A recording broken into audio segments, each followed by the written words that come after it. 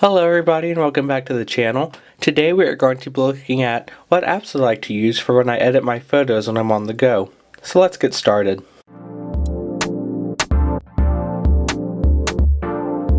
Now we'll go ahead and open up our folder that has our apps in it. And as you can see, there are only 4 apps I like to use for when I'm editing my photos on my phone. Now the first one I have here is VSCO. Now I'm sure a lot of you have heard of VSCO because they are very well known because of all of their filters. Now the nice thing about VSCO is that their filters do not add a bunch of color variations and just add all these crazy edits to your photos that makes it look like something that you colored. But instead it adds a nice simple touch. So we'll go ahead and select our photo and hit edit. And as you can see, we can go through some of the filters. And as you can see, you have your traditional black and whites. But then you start getting into some very unique filters here that VSCO has created. And they are very nice. So we'll go ahead and select one that we like. See, I tend to like one of these warmer ones for this photo. And then you can adjust the intensity of this filter.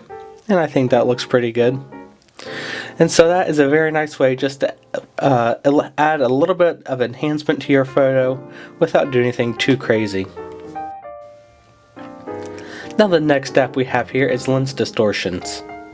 Now what this does is it adds a little bit of Photoshop to your phone. So we'll go ahead and open up this picture of this flower that I took the other day. And as you can see, it's not a very good picture, but I thought it'd be pretty good for this demonstration. So as you can see, we can add a little ray of light up in the corner, and already the photo has been enhanced. But that one isn't, but I may not like that one, so they have several different options I can choose from. That one's a little too much.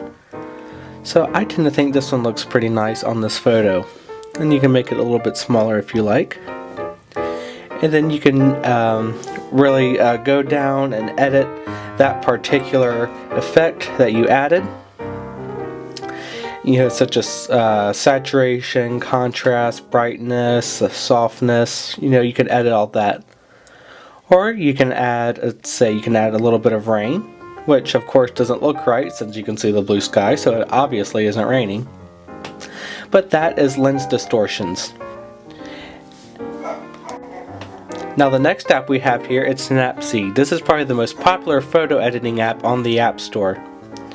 Now this is an app created by Google, but it will work for free on any iOS or Android device, as will all of these apps. So we'll go ahead and open up this picture again, and then already you have what they call looks, which is pretty much just pre-adjustments for your photos.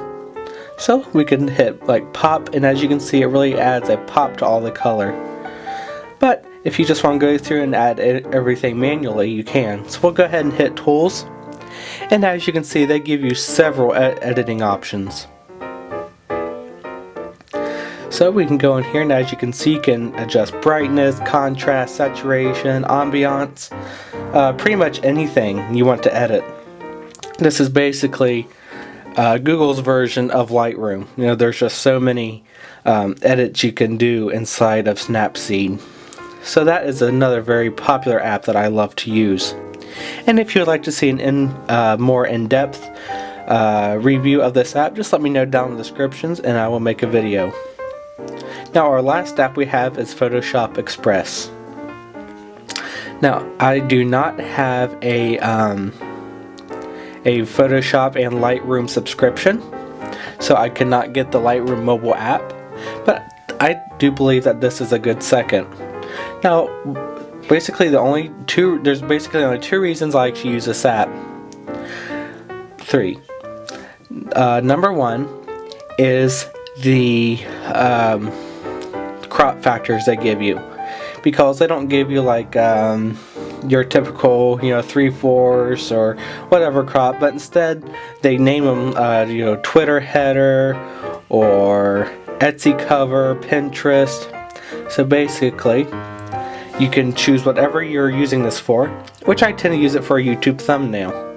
So if I wanted to make this picture a YouTube thumbnail, all I have to do is hit the crop factor that says YouTube thumbnail, and there we go. We have it all nice and cropped for YouTube. Now the other thing I do like to use this for is there are some edits in here that Snapseed and others do not offer. Such as you can reduce color noise, which I think is very nice. And you can dehaze the photo, which again is another one, which is another feature that I really like. But as you can see, it's a very powerful tool, and if you go too far with it, it can really mess up the photo. And then last, I like to use this for the different text. So they have a lot of nice text options if you want to add a text on top of your photo, and they just have several options, all of which look very nice. So I hope you guys enjoyed this video, and I hope that maybe one of these apps will help you edit your photos.